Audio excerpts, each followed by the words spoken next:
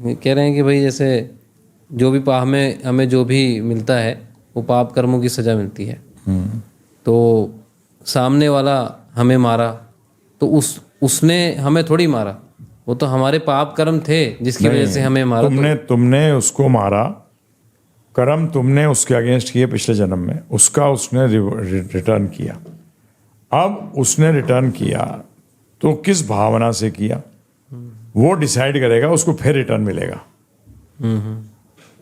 अगर तुम्हें उसको खत्म करना है तो तुम्हें ये मानना पड़ेगा ठीक है मेरे कर्मों का फल मुझे प्राप्त हो गया, तब ये साइकिल खत्म होगी। परंतु अगर आप भी फिर रिवेंज में होते हो और मर जाते हो तो आप फिर पैदा होगे उसको मारने के लिए। उसको स्टॉप करने का तरीका एक ही है, वो है आध्यात्मिक। कि आपके अगेंस्ट कुछ हो तो आप उसमें उसको माफ कर दो। जैसे आज मैं कथा पढ़ रहा था, उसमें आया ये कि महाराजा पृथु निकले, महापृथु के महल में कोई आया साधु कुछ मांगने के लिए, गुस्सा आ गया पृथु को, क्या है? उन्होंने गोबर की लीद लेके उसके कमंडलू में डाल, जो मांगने आया पात्र में डाल दी। तो एक डेढ़ महीने बाद वो फिर निकले थे जंगल शिकार विकार पे, तो देखते हैं कुटिया है, उसके सामने इतना सारा लीद पड़ी है, किसकी? घोड़े की। और देखते हैं आसपास एक भी घोड़ा ही नहीं है। अच्छा।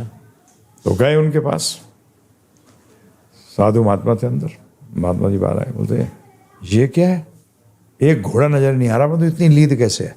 बोलते याद करो आपने मुझे इतनी सी दी थी। अच्छा। वो ये बढ़ बढ़ के इतनी हो गई। और मैंने ये बोला था कि ये आएगा और वो यही खाएगा इसको, राजा ही खाएगा इसको। अच्छा।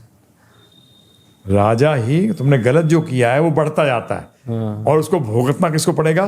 जिसने वो दिया। आपने तो इतना दिया था, परंतु कितना बन गया? इतना बन गया।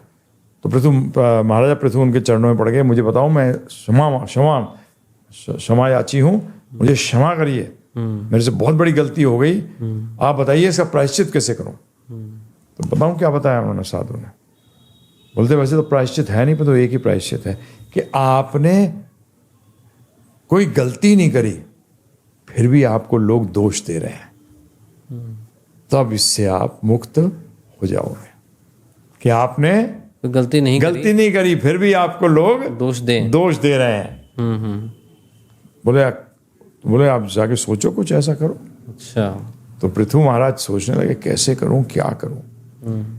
तो उनको समझ में आया। सुबह क्या हुआ, उन्होंने शराब की बोतल रख ली और बाहर जो रोड थी उस पर शराबी की एक्टिंग करने लगे। अच्छा।